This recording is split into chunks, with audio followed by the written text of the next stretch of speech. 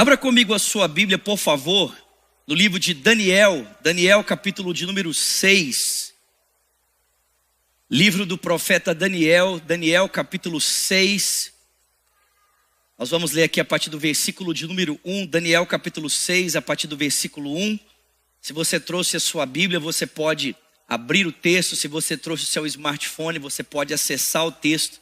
E se você não tem nenhum dos dois, acompanha com a gente aqui no telão a leitura do texto, por favor. Daniel capítulo 6, a partir do versículo 1, diz assim: Dário achou por bem nomear 120 sátrapas, ou 120 sábios, para governar todo o seu reino, e designou 3 supervisores sobre eles, um dos quais era Daniel.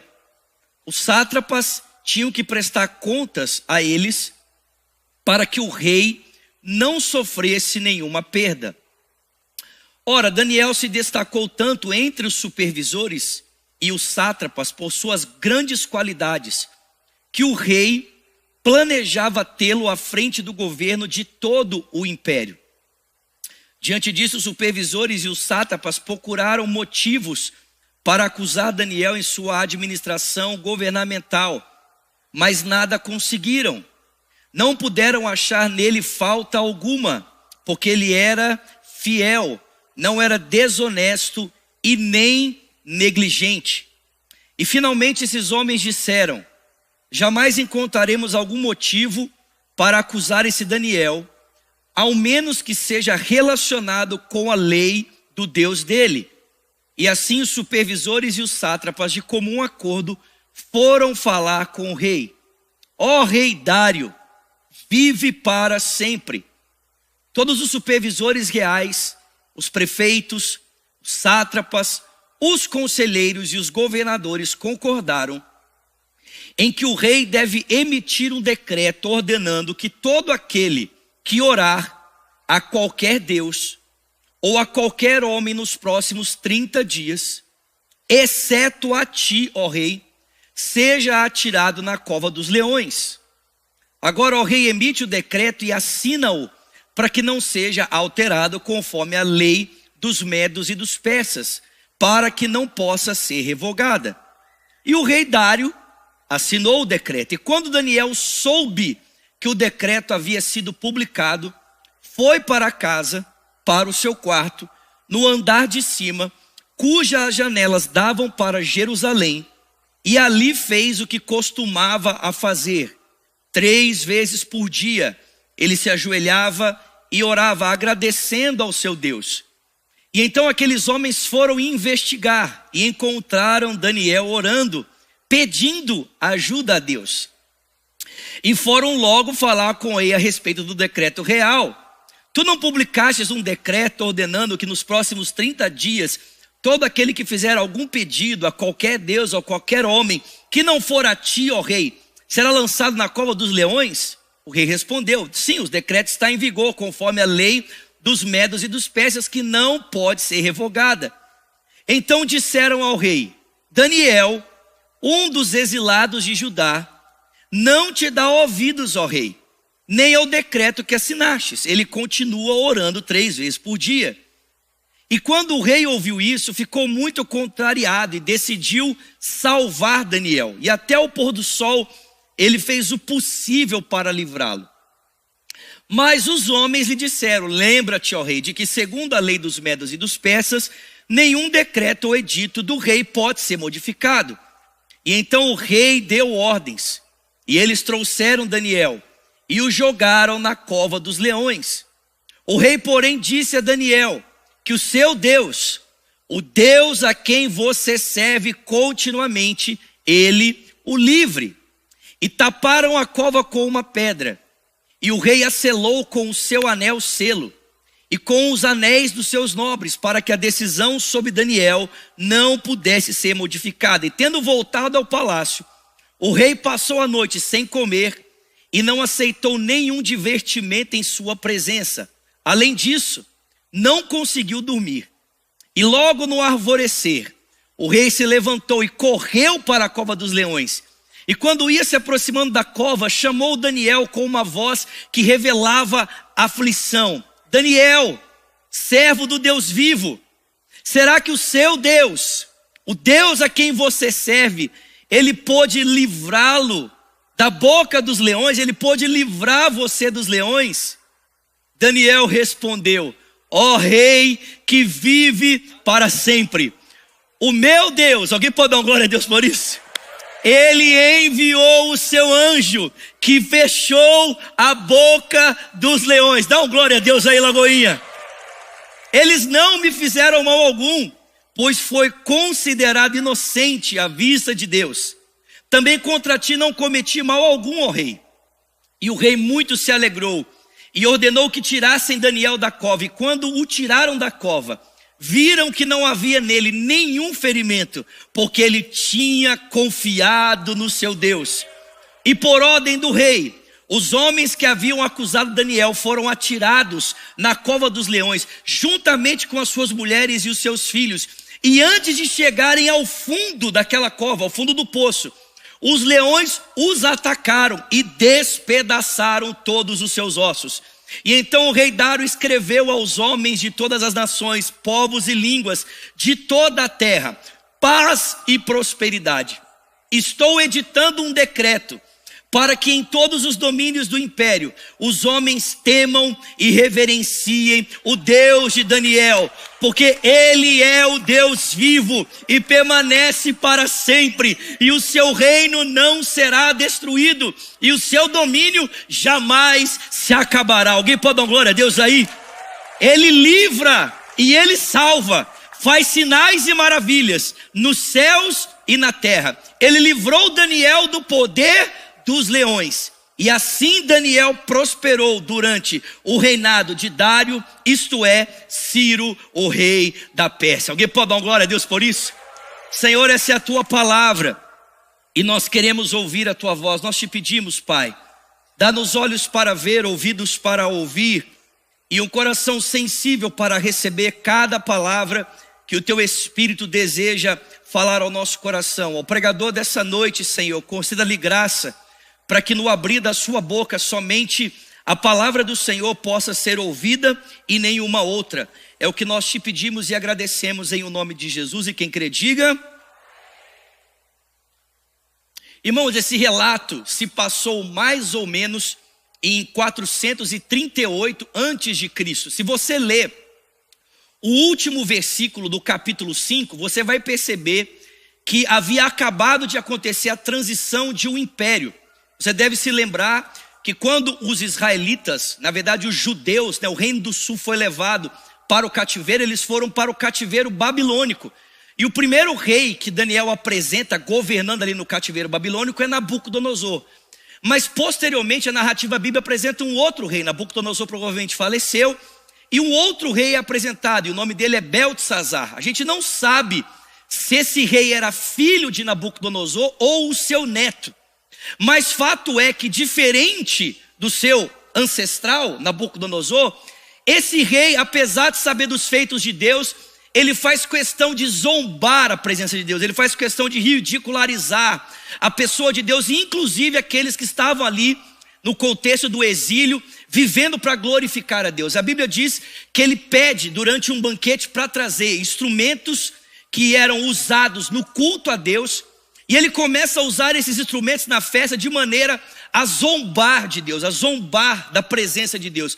E a Bíblia diz que por causa disso uma mão aparece e começa a escrever numa parede uma inscrição em aramaico, o idioma falado ali na Babilônia, dizendo o seguinte, que o império daquele filho ou neto de Nabucodonosor já havia sido decretado o seu fim, que ele seria removido do poder ainda naquela noite. E é exatamente isso que Daniel narra para a gente no final do capítulo 5. Naquela noite, o império Medo-Persa aproveitou essa festa que os babilônios estavam dando e usaram os aquedutos da cidade de Babilônia para invadirem e tomarem conta da capital do império e, consequentemente, de todo o império babilônico. Ou seja, nós estamos vendo um momento em que o império Medo-Persa está se tornando o maior império vigente da sua época, 438 a.C. E por causa agora de um mundo em uma nova administração, Ciro, que é responsável por esse império, ele percebe que é necessário administrar bem o reino a fim de que ele não entre em conflitos, a fim de que os interesses de outros povos que estão sendo dominados atrapalhem nessa unificação do império. E é por isso que ele decide estabelecer 120 sábios, 120 sátrapas para ajudarem no governo desse império vasto, desse império gigantesco. E a Bíblia diz que além desses 120 sátrapas, desses 120 sábios, 3 supervisores são colocados em posições estratégicas para ajudá-lo na administração do império. E um desses homens colocado numa dessas posições estratégicas é exatamente um idoso chamado Daniel. O que a gente às vezes esquece é que a essa altura, irmãos, Daniel já não era mais um jovem.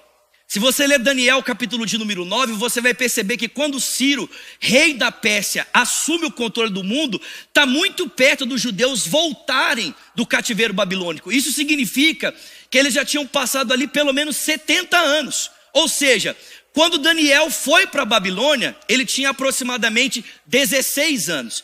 E se passaram aproximadamente 70 anos, Daniel tem no mínimo agora 80 anos.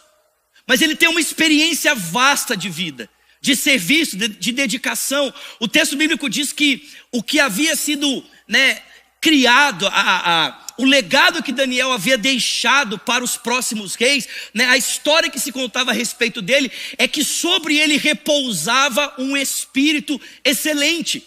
Aliás, provavelmente Ciro ouviu falar que esse Daniel havia predito que ele venceria a batalha contra os babilônios e seria o grande governador do mundo. Então, numa situação em que você tem agora uma grande responsabilidade, por que não aproveitar uma das mentes mais sábias do mundo daquela época e que tem sobre ele um espírito de um Deus excelente que preveu que esse homem, ele seria o governante do mundo? Vocês estão comigo aqui? O texto bíblico diz para mim e para você então que Ciro traz Daniel para fazer parte desse colégio, desse governo coletivo. Mas uma vez que Daniel, ele tem sobre ele esse espírito excelente, uma vez que Daniel tem sobre ele toda essa habilidade que ele herdou nessas transições de governo, o texto bíblico diz para mim que as demais autoridades começaram a ter muita inveja de Daniel. As demais autoridades começaram a perceber Daniel se sobressaindo, começaram a perceber que Daniel tinha um posto de confiança junto de Ciro e começaram a ficar profundamente incomodados com essa posição que Daniel tinha. Mas não apenas incomodados pelo fato de Daniel estar se destacando agora sob essa nova administração, mas também pelo fato de ele, de certa maneira, não merecer esse posto de confiança. Afinal de contas, Daniel não é merdo, Daniel não é persa, Daniel é um judeu. Como é que Ciro, fazendo parte de outra etnia, fazendo parte de uma outra raça, pode confiar nesse exilado de Judá? Perceba, gente, haviam se passado mais de 70 anos, ou talvez 70 anos, e Daniel ainda era tratado como um escravo que havia sido conquistado por um outro império. Daniel ainda era tratado como alguém que não merecia, por mais que tivesse desempenhado um grande papel na construção de vários reis, Daniel era ainda tratado como alguém que não merecia a posição que ele tinha. Então, por causa de um preconceito racial e por causa de inveja, o texto bíblico diz que esses homens então tomaram uma decisão. E qual foi a decisão? Vamos investigar a vida desse Daniel e vamos achar alguma coisa na história dele que possa prejudicá-lo para nós o derrubarmos e tirarmos ele fora desse circuito de confiança por parte de Ciro, o imperador. Só que a Bíblia diz que eles começaram a investigar Daniel. E diferente do que talvez eles pensavam, a Bíblia diz que não havia nada que pudessem acusá-lo. Vocês estão comigo aqui? Daniel era um homem íntegro, no que diz respeito à sua vida, no que diz respeito à administração governamental. Daniel não usou em hipótese nenhuma aquilo que estava em seu poder, ele não usou em hipótese nenhuma aquilo que estava em suas mãos para benefício próprio. Pelo contrário, mesmo sendo de alguma forma prejudicado, mesmo havendo preconceito contra ele, e mesmo sabendo tudo que o seu povo havia sofrido por todos esses anos, Daniel continuava servindo de maneira fiel a esses governos, mesmo sendo governos do mundo, mesmo vivendo em parâmetros que não eram legítimos, porque ele não estava ali para servir pessoas, mas ele estava ali servindo a Deus à medida em que ele servia as pessoas. A sua fidelidade não estava vinculada à fidelidade de quem ele servia, a sua fidelidade estava vinculada à sua fidelidade ao seu Deus. Se o seu Deus era um Deus fiel, o caráter do seu Deus era um caráter íntegro, e a lei do seu Deus refletia o caráter íntegro desse Deus. Não importa se o governo à sua volta era corrupto, ele permaneceria fiel ao seu Deus, servindo com integridade, porque ele estava ali a serviço do seu Deus. Alguém pode dar glória a Deus por isso? Então muitas vezes, a gente pensa, abrindo um parênteses aqui, a gente pensa que porque nós estamos em um tempo de deserto, ou estamos debaixo, às vezes, de uma estrutura, seja ela governamental, ou seja ela eclesiástica, nós estamos debaixo de uma estrutura que não respeita os parâmetros de Deus, que isso dá para a gente autorização para a gente não ser fiel a Deus. Às vezes a gente pensa assim, não, mas eu estou passando um momento de deserto. O texto bíblico mostra isso no contexto do Antigo Testamento, quando os israelitas entraram na terra prometida, e a Bíblia diz que no primeiro sábado ali o maná não caiu, o homem pensou que ele poderia desobedecer a Deus fazendo aquilo que Deus tinha dito para eles não fazerem. Eles tinham ordem para colher na sexta-feira, mas não colher no sábado. Mas esse homem pensou, mas eu estou num tempo de escassez, talvez Deus releve a minha desobediência em função do momento que eu estou vivendo. Mas a Bíblia diz, irmãos, que o deserto, ou um governo corrupto, ou uma estrutura injusta à nossa volta, não pode ser desculpa para nós negligenciarmos a nossa fidelidade a Deus, porque a nossa fidelidade a Deus não está vinculada ao lugar que nós estamos, mas ao Deus que nós servimos. Ou seja, eu posso estar na Babilônia, Deus continua sendo digno da minha vida. Eu posso estar na Babilônia, o governo à minha volta pode ser um governo terrível, corrupto, não tem problema. Eu não sirvo ao governo, eu sirvo a Deus nesse lugar, eu sirvo a Deus nessa posição. Alguém pode dar glória a Deus por isso? E a Bíblia diz que na sua fidelidade, então, nada foi achado contra Daniel, de tal maneira que os homens então chegaram a uma conclusão. E qual a conclusão que eles chegaram? Só tem uma maneira de nós conseguirmos tirar esse menino do lugar onde ele está. Só tem uma forma de nós o prejudicarmos. É se nós de alguma maneira criarmos um atrito, criarmos um confronto entre a obediência ao Estado e a obediência às leis de Deus. Só tem uma maneira de nós tirarmos Daniel dessa posição de confiança. É se nós fizermos ele de alguma maneira quebrar algum mandamento que esteja relacionado aos interesses do reino por causa da sua fidelidade ao seu Deus.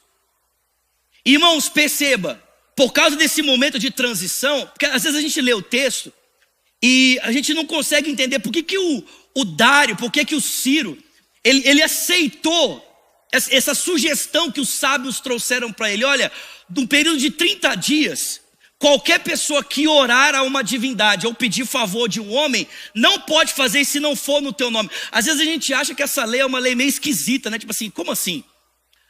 Mas o que acontece é que nós estamos falando de uma transição, muitos interesses estão circulando no império, e era muito importante que nesse momento se estabelecesse uma fidelização, que nesse momento a figura de Ciro fosse uma figura de autoridade para todas as pessoas. O que esses homens fizeram foi de alguma maneira, massageando o ego do imperador, massageando o ego de Ciro, propor para ele o seguinte: olha, Ciro, é um momento de transição e a sua figura tem que ser reforçada para todo mundo. Então vamos fazer o seguinte, seja no aspecto religioso, ou seja no aspecto civil, que as pessoas que forem fazer qualquer tipo de oração ou qualquer pedido, tenham que passar em primeira instância pelo teu nome. Ninguém ora nesse império e ninguém pede nada a ninguém, se não for através da autoridade no seu nome. Isso reforçaria, irmãos, a figura de Ciro para todo mundo. Imagina, se eu vou orar a minha divindade, antes de falar o nome dessa divindade, eu preciso mencionar o nome do imperador. Então, em nome do imperador Ciro, eu invoco tal Deus. Ou se eu for algum governante pedir algum favor a alguma pessoa, é em nome do imperador Ciro que eu venho aqui pedir esse favor. Isso reforçaria a autoridade, o comando de Ciro para todo o seu império. Além, é claro, de massagear o seu ego. O que Ciro não percebia é que por trás dessa massagem do seu ego, dessa tentativa de reforçar a sua autoridade para o império, os homens estavam intentando e planejando contra Daniel. Uma maneira de dar cabo da sua vida ou privando desse posto de autoridade. E talvez a gente, lendo esse texto, a gente possa pensar assim, né? Porque foi uma coisa que eu pensei lendo o texto. Cara, mas se Deus estava vendo toda essa articulação para de alguma forma prejudicar Daniel, por que Deus não interviu? Por que Deus não abriu os olhos de Ciro? Por que Deus não deu entendimento para Ciro e o levou a perceber que por trás, na verdade, né, de toda essa tentativa de reforçar o seu nome, havia o interesse de levar um ancião inocente para dentro de uma cova cheia de leões? Porque, meus irmãos, muitas vezes Deus, Ele permite que situações assim aconteçam com a finalidade de honrar e glorificar o seu nome. Amém?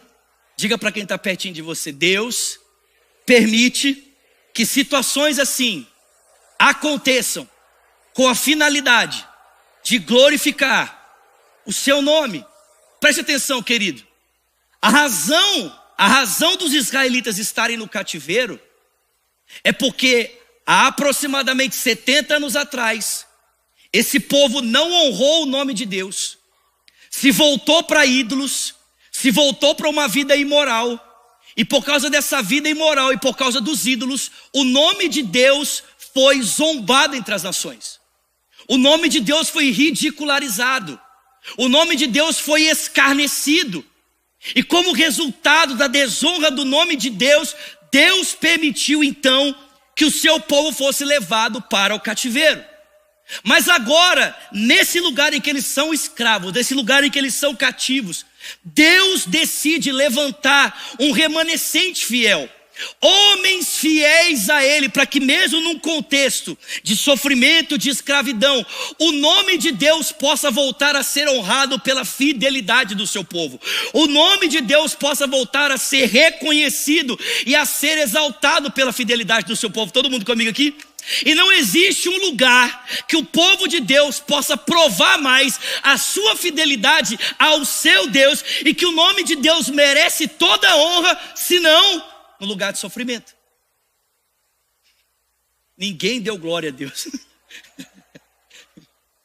Irmãos, o lugar que nós mais podemos provar que o nome de Deus é digno de toda a honra, de toda a glória, e que nós estamos dispostos a permanecermos fiéis a Ele, em honra ao seu nome, não existe lugar que possa nos levar a um testemunho maior dessa realidade do que quando nós estamos dispostos a padecermos em função da nossa fidelidade ao nome de Jesus. Não existe. Conta a história da igreja no final do primeiro século da era cristã, de um homem chamado Policarpo, por volta do ano 156 depois de Cristo. Policarpo era discípulo de João, discípulo amado.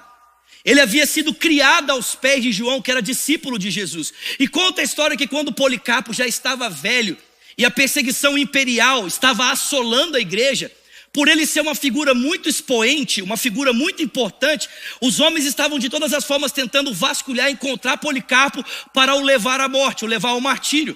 Mas a igreja, preocupada com o estado de saúde de Policarpo, preocupada por causa da sua velhice, o escondeu. Mas depois de muita tortura e depois de muita busca, os soldados o encontraram.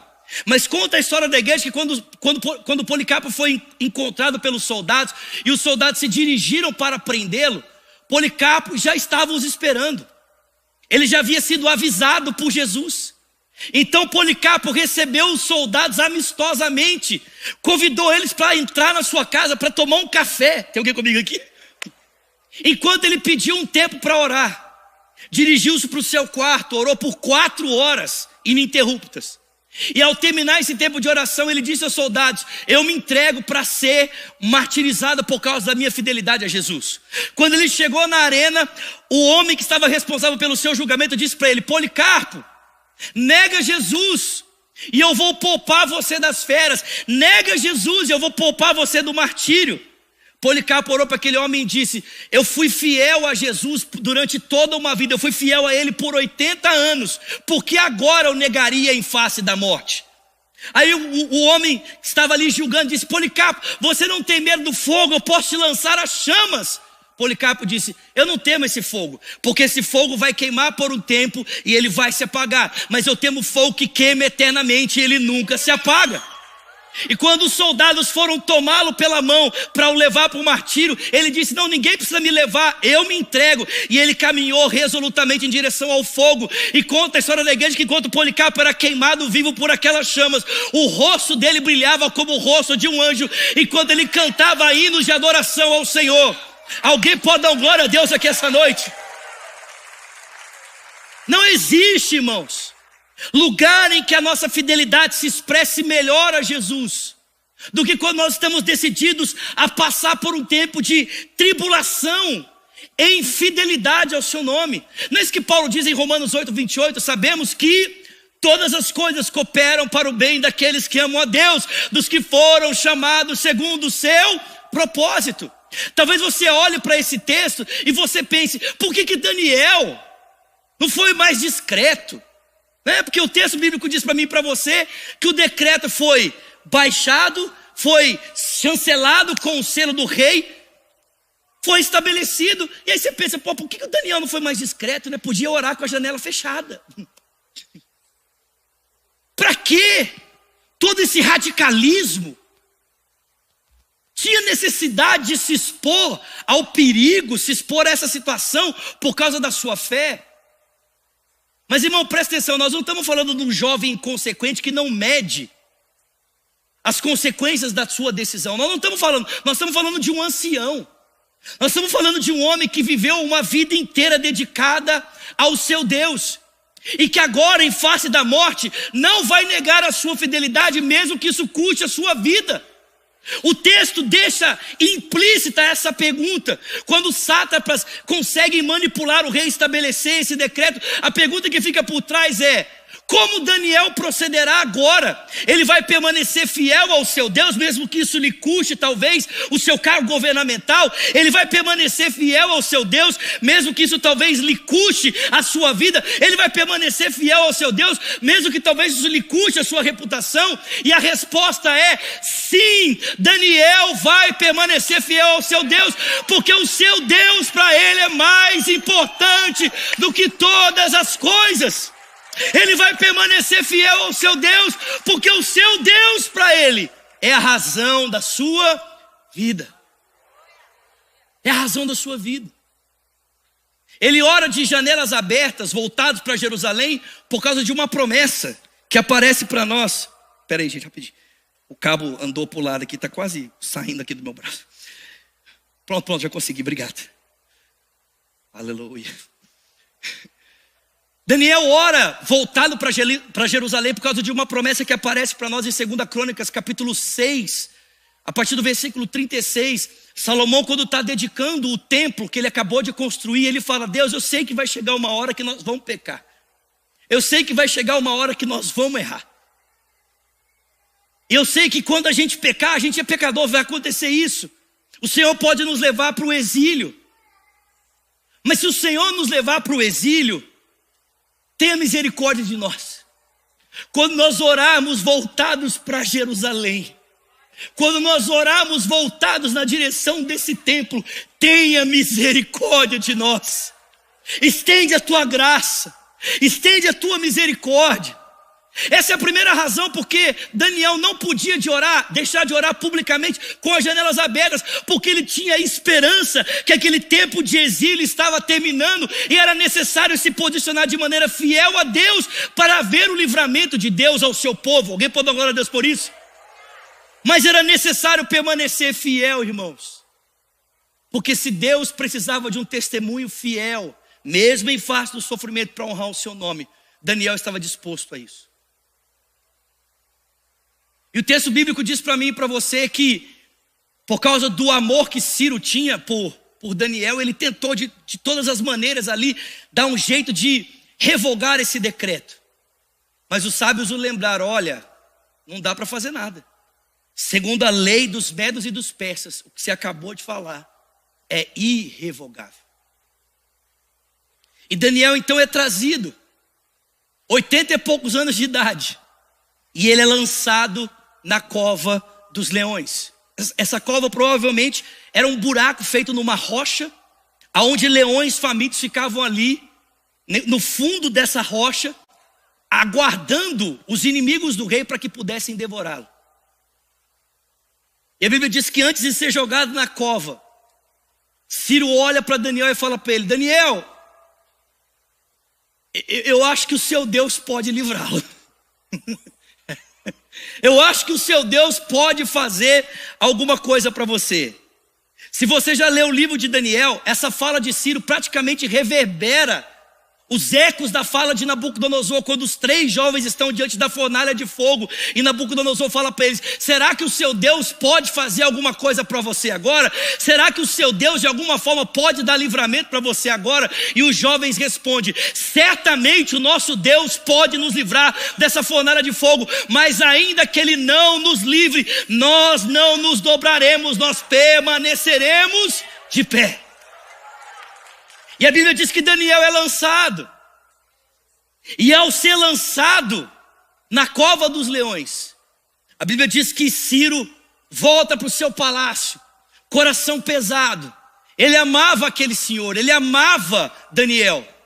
E a Bíblia diz que quando o rei, na verdade a história diz que quando o rei tinha insônia, não conseguia dormir, os músicos iam lá para tocar, entretê-lo, para ver se de alguma forma o sono vinha e o rei descansava. Mas aquela noite, com o coração pesado, ele não quis receber música, ele não quis receber entretenimento, ele não quis receber nada. A Bíblia diz que ele passou a noite em jejum e em insônia. E na manhã seguinte, com o coração pesado, diz o texto que em aflição ele se aproxima daquela cova.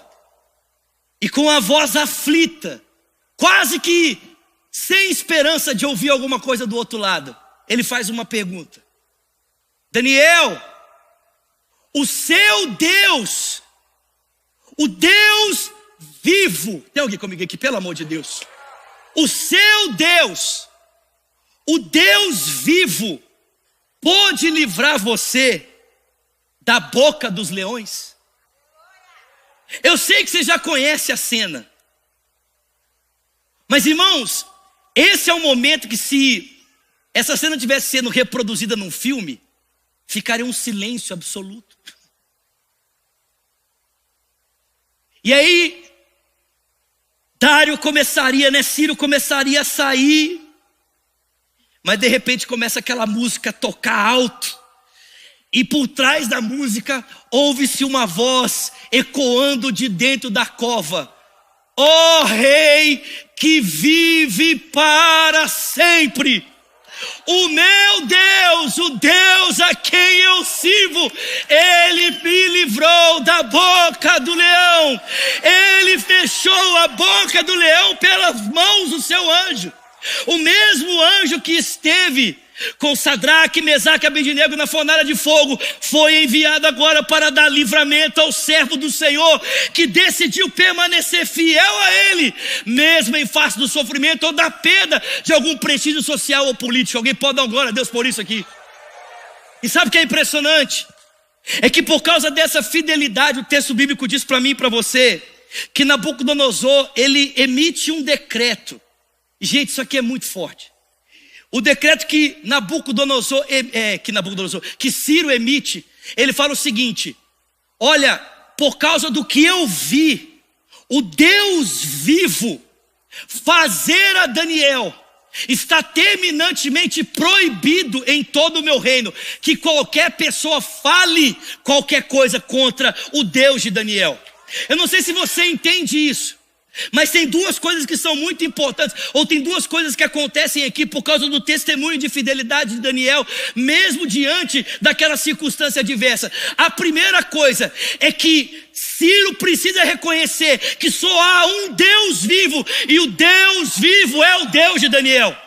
Os outros deuses são deuses de madeira. Tem olhos, mas não veem. Tem ouvidos, mas não ouvem. Tem pés, mas não andam. Tem boca, mas não falam. Eles podem ter uma aparência humana, mas nada podem fazer. Mas o Deus que Daniel serve, Ele é um Deus vivo. Alguém pode dar glória a Deus por isso aqui? Só que esse Deus vivo só pôde ser conhecido por causa da fidelidade de Daniel.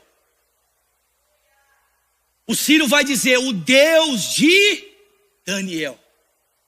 Você consegue entender que Deus vinculou o seu nome ao nome de Daniel? Deus passou a ser conhecido como o Deus de Daniel. Nossa, eu vou repetir isso aqui, pelo amor de Deus. Deus passou a ser conhecido não apenas como o Deus vivo, mas como o Deus de Daniel. Eu pergunto para você, será que as pessoas podem dizer o mesmo da minha vida e da sua vida? O Deus do Zulato, o Deus vivo que o Zulato serve, o Deus vivo que o Paulo serve, o Deus vivo que o Cleiton serve, o Deus vivo que você serve. Meu irmão, você precisa entender uma coisa muito importante. A minha vida e a sua vida em fidelidade e em testemunho se torna um meio de Deus revelar a sua glória às pessoas. Se torna um meio das pessoas verem e reconhecerem que o nosso Deus é o Deus vivo, que Ele merece ser glorificado. O seu testemunho expõe o Deus que você serve. Pelo amor de Deus. Esse cabo não para de andar, está amarrado. O cabo está vivo aqui. E sabe o que é impressionante? É que esse testemunho gera impacto, gera esperança. Gente, vocês estão comigo aqui, pelo amor de Deus. Já vou encerrar. Vocês conseguem imaginar exilados por 70 anos, ouvindo essas histórias? Você consegue imaginar gente que estava morando longe de casa por mais de 70 anos, talvez por 70 anos, pensando assim, as promessas de Deus não vão acontecer, as promessas de Deus vão falhar, Deus se esqueceu de nós. E aí de repente no meio dessa angústia, desse sentimento de instabilidade, de não saber se Deus de fato vai se manifestar e cumprir o que Ele acabou de dizer, ouve-se o relato de 3 jovens que decidiram permanecer fiel a esse Deus e foram lançados numa fornalha de fogo, mas voltaram de lá intactos, nem cheiro de fumaça havia na roupa deles. E um decreto é expedido por Nabucodonosor: somente o Deus de Israel merece ser adorado. Passam-se gerações, um rei talvez se volta com maneira desonrosa para com o Deus de Israel, mas de repente um governo é trocado e Ciro se depara com uma outra situação. Um ancião, 80 anos de idade, sendo confrontado no desafio da sua fé, e de repente esse homem permanece em fidelidade. E ao permanecer em fidelidade, a Bíblia diz que ele é poupado da boca dos leões. Meu irmão, você precisa entender uma coisa muito importante. A tua fidelidade e o teu testemunho sinalizam a esperança na pessoa de Deus. Em outras palavras, vale a pena confiar em Deus, porque Ele é poderoso para salvar. Vale a pena confiar em Deus, porque Ele pode nos dar livramento. Tem alguém comigo aqui essa noite? Lagoinha, Orlando Church, eu estou aqui para dizer para você essa noite: seja fiel a Deus, mesmo que isso implique em perdas de posição, mesmo que isso implique em perdas de benefícios governamentais, mesmo que isso implique em inveja e manipulação de pessoas contra a sua vida. Permaneça fiel ao Senhor, porque o seu Deus é fiel para te salvar. Ele pode te salvar. Ele tem poder para isso. Ele pode te salvar. Ele pode te salvar. Tem alguém aqui essa noite? Ele pode. Saiba-se disso em todo o reino. O Deus de Israel, o Deus vivo, é poderoso para salvar. Essa história não é sobre o quanto Daniel é bom, mas sobre o quanto um homem que decide ser fiel a Deus pode provar da bondade desse Deus. Eu termino, fica de pé no seu lugar, eu já vou encerrar.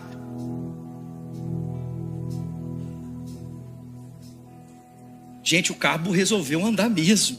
Sangue de Jesus tem poder. Ele não para não. Eu termino contando para vocês essa mesma história, mas eu quero contá-la ocultando alguns detalhes, para que você perceba que essa história que eu estou contando para você aqui essa noite, ela está mais perto de você do que você imagina. Tem alguém comigo aqui? Escute isso. Um judeu nascido sobre o domínio de um império estrangeiro, e esse judeu que nasceu debaixo desse domínio desse império estrangeiro, decidiu viver toda uma vida em fidelidade a Deus, sendo obediente à sua lei e desenvolvendo uma profunda relação com Deus por meio da comunhão, da oração. Por causa dessa vida, esse judeu desperta o ciúme dos líderes do seu tempo, que por causa desse ciúme tramam contra ele e o entregam para ser preso e morto. Esse judeu é condenado debaixo de um governo que por um momento reluta em condená-lo, mas mesmo relutante prossegue na sua condenação. Esse judeu que não pode ser encontrado falhas dele, esse judeu que não foi condenado por causa dos seus erros, é condenado injustamente, é lançado em um túmulo, em um fosso, em um buraco cavado em uma rocha, e uma pedra é colocada à porta desse túmulo, e essa pedra é selada com um decreto para que não seja mudado. E tudo isso acontece para que apenas numa manhã, por causa da providência de Deus, esse judeu saia do túmulo num segundo estado muito melhor do que o primeiro. De quem é essa história? Essa história é de Daniel. Mas essa história também é a história de Jesus. Você consegue entender que Daniel foi Jesus para Ciro? Que Daniel foi Jesus para o seu tempo? Porque é exatamente isso que acontece com alguém que decide viver em fidelidade a Deus, debaixo do governo do Espírito Santo, levando o seu relacionamento com Deus a sério. Essa pessoa se torna Jesus para as pessoas que estão perto dela. Porque todos aqueles que decidem viver em fidelidade a Deus, debaixo do governo de Deus e da vontade de Deus, vão acabar se assemelhando a quem? A Jesus. Daniel viveu 600 anos antes de Jesus se tornar um ser humano na terra. Mas eu tenho certeza que hoje na glória, Daniel ao lado de Paulo pode dizer: sejam meus imitadores, assim como eu fui de Cristo Jesus. Sejam meus imitadores, assim como eu fui de Cristo Jesus. Meu irmão, eu estou aqui para dizer para você nessa noite que o seu Deus pode te salvar. O seu Deus tem poder para te salvar. Não importa o fosso que você esteja, não importa qual seja a trama contrária a você, se você decidir permanecer fiel a Deus, desejando honrar o nome dele acima de todas as coisas, ele vai salvar você. E no final de tudo as pessoas poderão olhar e dizer: somente Deus é capaz de salvar. Jesus Cristo, Ele é o Senhor, Ele é o Salvador, Ele é a esperança bendita. Você pode levantar as suas mãos essa noite, abrir os seus lábios e vamos declarar: vitorioso, vitorioso